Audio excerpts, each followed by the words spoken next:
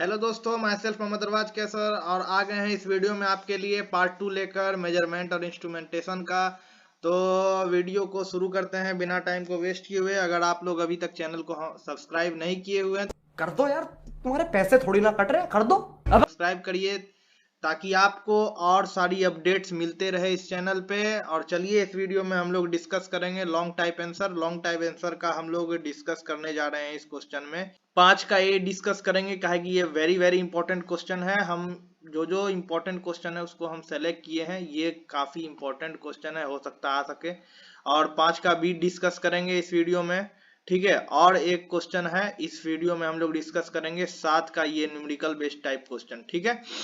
तो क्वेश्चन क्या है? Describe the method of measurement of differential pressure using an effective transducer. चलिए अब हम लोग इस वीडियो को शुरू करते हैं। तो दोस्तों पहला क्वेश्चन क्या है वो हम लोग पढ़ते हैं। Describe the method of measurement of differential pressure using an inductive transducer. यहाँ पे ट्रांसड्यूसर छूट गया है, ठीक है, यहाँ पर ट्रांसड्यूसर होगा, आप लोग नोट डाउन कर लीजिए। तो अब हम लोग स्टार्ट करते हैं सॉल्यूशन को। तो सॉल्यूशन पढ़ते हैं। मेजरिंग द डिफरेंशियल प्रेशर, आप लोग स्क्रीनशॉट भी अगर लेना चाहें तो ले लीजिएगा, ठीक है। Measuring the differential pressure using an inductive transducer involves the usage of device that converts change in pressure into variation in inductance, ठीक है। यहाँ तक कोई डाउट नहीं, आगे पढ़ते हैं। अब बेसिक प्रिंसिपल क्या है वो हम लोग देखते हैं, क्या मेथड है इंडक्टिव ट्रांसड्यूसर का, ठीक है। तो पहला है बेसिक प्रिंसिपल पर हम लोग ध्यान देते हैं। बेसिक प्रिंसिपल क्या है? The inductive transducer consist of A coil inductor and A movable core, ठीक है। मूवेबल कोर रहता है और क्वाइल कंसिस्ट करता है, ठीक है। The core is often connected to diaphragm और a piston that respond to change in pressure, जिसका काम जो कनेक्टेड रहता है डायफ्राम से और या पिस्टन से, जो प्रेशर को चेंज करता है, ठीक है। कंस्ट्रक्शन कैसे होता है इसका? कंस्ट्रक्शन है the coil is typically bounded, मतलब गोल गोल बाउंडेड रहता है। A the coil is typically bound around a ferromagnetic core, ठीक। The core is design to move in a response to change in pressure, ठीक है। ऑपरेशन क्या है? वेयर दे 4 नंबर का आंसर है, याद रखिएगा, ये 4 नंबर का क्वेश्चन है, ज्यादा लेंदी नहीं करना है। ऑपरेशन क्या है? When there is a no differential pressure applied the core in a neutral और सेंट्रल पोजीशन। ऑपरेशन में ये डाल दीजिएगा, ठीक है। अगला है इंडक्टेंस वेरिएशन, ठीक है। इंडक्टेंस वेरिएशन में आप डाल दीजिएगा the movement of the core changes the magnetic linkage and the number of magnetic flux line passing through the coil, ठीक है। दूसरा में लिख दीजिएगा change in magnetic flux change होने के कारण result in the variation as inductance, variation in induction, inductance में वेरिएशन देखा जाता है। As the core moves the inductance of the coil increase और डिक्रीज, ठीक है। कोर के मूव होने से कॉइल का इंडक्टेंस ऑफ कॉइल का जो होता है वो इंडक्टेंस या तो घटता है या तो बढ़ता है। मेजरमेंट सर्किट में आप ये नोट डाउन कर लीजिएगा, the inductive transducer is connected to an electric circuit that include an oscillator, full stop. दूसरा पॉइंट में लिख दीजिएगा the oscillator generators an AC signal that passes through the coil, the frequency of the signal is affected by the inductance of the coil, ठीक है। छठा में लिख दीजिएगा आउटपुट सिग्नल, ठीक है। और सातवां में लिख दीजिएगा signal processing and display. Screenshot आप लोग ले लीजिए अच्छा से, ठीक, बारी बारी से स्क्रीनशॉट ले लिए। अगर आपको इसका पीडीएफ चाहिए तो मेरे टेलीग्राम चैनल पे ज्वाइन हो जाइए, वहां पे हम लोग इसका पीडीएफ भी अपलोड कर दिए हैं, तो वहां से आप लोग को पीडीएफ मिल जाएगा, ठीक है। न्यूमेरिकल टाइप क्वेश्चन, आइए न्यूमेरिकल टाइप क्वेश्चन को हम लोग पहले पढ़ते हैं। A barium tinted piezo electric pickup of, यहाँ पे ये नहीं है, ठीक है। Pickup of dimension of 5 metre, देखिए क्वेश्चन यहां से आप लोग पढ़ लीजिए, ठीक है। हाँ, ये बेरियम, अच्छा से जूम कर देते हैं, ठीक, अब दिख रहा होगा।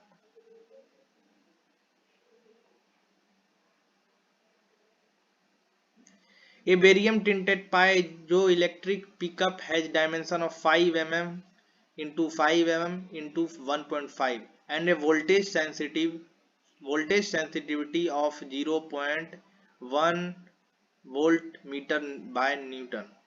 Relative permittivity of the barium tinted is 1200 and modulus of elasticity is 10 to the power 10 Newton per meter square. Determine the output voltage निकालना है, चार्ज सेंसिटिविटी निकालना है, जनरेटेड चार्ज निकालना है, ठीक है। तो अब चलिए हम लोग सॉल्यूशन की तरफ बढ़ते हैं और देखते हैं सॉल्यूशन क्या है, ठीक। तो सबसे पहले क्वेश्चन में हम लोग को निकालना है आउटपुट वोल्टेज, और आउटपुट वोल्टेज का हमारे पास फॉर्मूला होता है voltage is equal to distance या thickness, D equal to thickness of the piezo electric material, ठीक।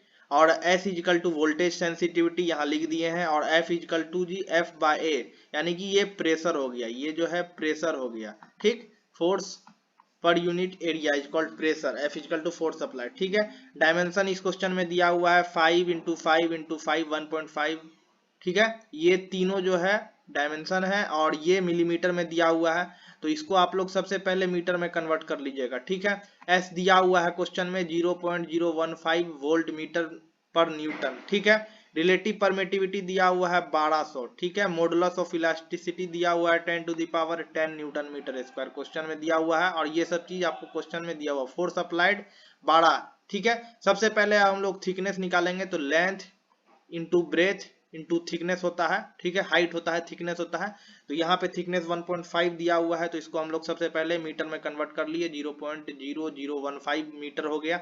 एरिया क्या हो जाएगा, लेंथ इंटू ब्रेथ से एरिया निकलता है, तो ये दोनों को मल्टीप्लाई कर दीजिएगा, 5 इंटू 5 इंटू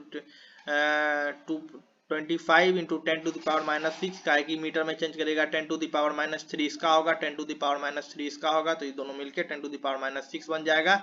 एरिया आपका निकल गया। अब आप आउटपुट वोल्टेज आराम से फाइंड आउट कर सकते हैं, तो आउटपुट वोल्टेज क्या है आपका, तो आप देख लीजिए, ये आपका थिकनेस हो गया, ठीक है, ये वोल्टेज सेंसिटिविटी हो गया, और ये आपका प्रेशर हो गया, मतलब फोर्स पर यूनिट एरिया।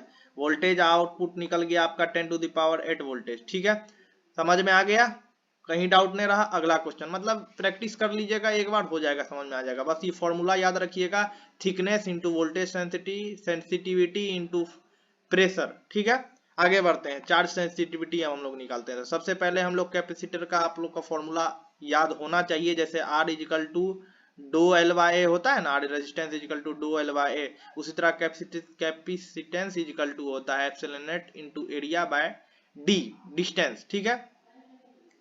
ठीक, एज दी एरिया, एरिया आपको फाइंड आउट है ही, तो अब कैपेसिटेंस आप लोग निकाल लीजिए, एप्सिलॉन नॉट का epsilon naught equal to permittivity of the material आपको गिवन है, यहाँ पे परमिटिविटी ऑफ द मटेरियल 1200 है, ठीक है। उसके बाद आपको एरिया आपको निकाले हैं 2.5 into 10 to the power minus 6, तो कैपेसिटेंस आपका निकल जाएगा 20 फैराडे, ठीक है।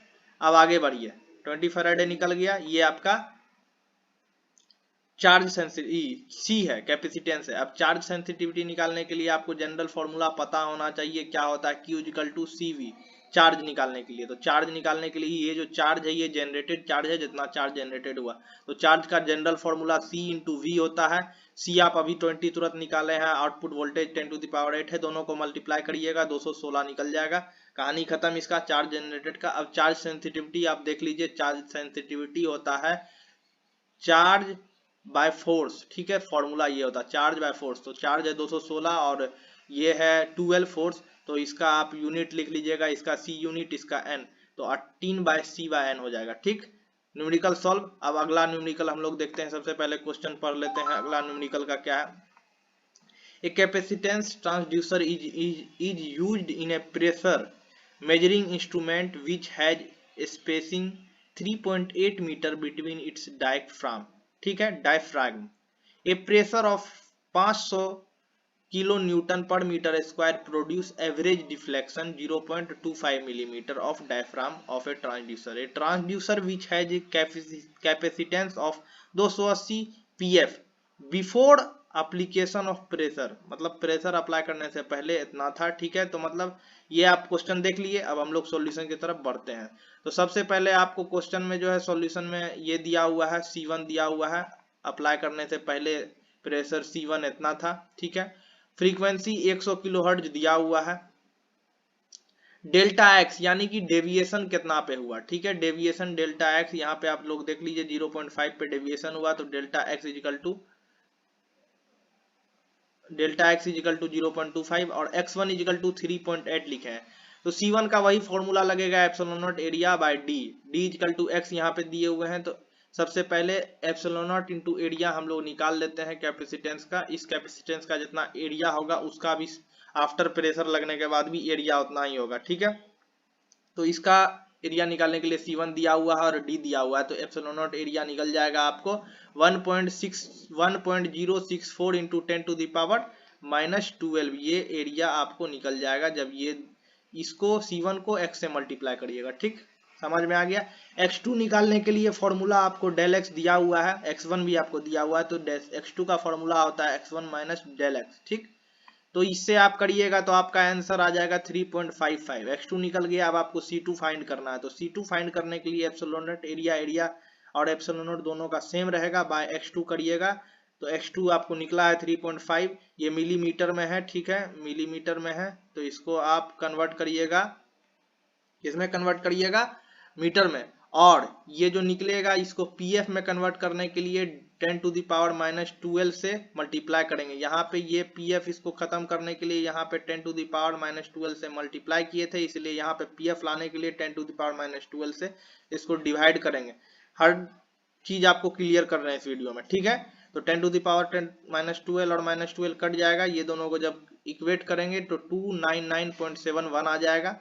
ये आपको C2 आ गया। और अब frequency of F1 frequency by F2 frequency equal to √C2/C1 होता है, ठीक है। ये रेशियो हो जाता है और इसका कैपेसिटेंस जो निकलेगा वो उसका अपोजिट हो जाता है रूट अंडर लगने के बाद। तो ये फॉर्मूला याद कर लीजिए।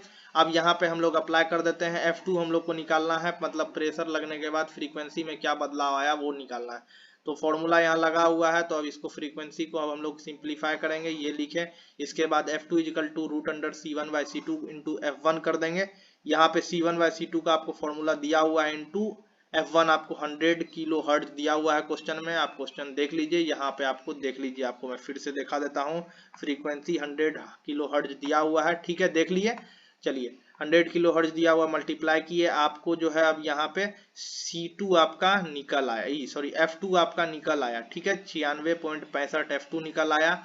और अब कितना फ्रीक्वेंसी में बदलाव आया, तो टोटल फ्रीक्वेंसी 100 था, C2 के बाद F2 के बाद जो फ्रीक्वेंसी आया 96.65, तो इक्वल टू 3.3454 किलो हर्ट्ज में फ्रीक्वेंसी आपका चेंज हुआ। यही है सॉल्यूशन, आप लोग के लिए मैं लेके आया हूँ ये सॉल्यूशन। तो दोस्तों काफी मेहनत कर रहे हैं, आप लोग भी अपना एक सब्सक्राइब बढ़ा दीजिएगा तो कुछ आप लोगों का घट नहीं जाएगा दोस्तों। तो इसीलिए कृपया अगर यहाँ तक इस वीडियो को देखे हैं तो मेरे चैनल को जरूर सब्सक्राइब करिए दोस्तों। जय हिंद, मिलते हैं नेक्स्ट वीडियो में।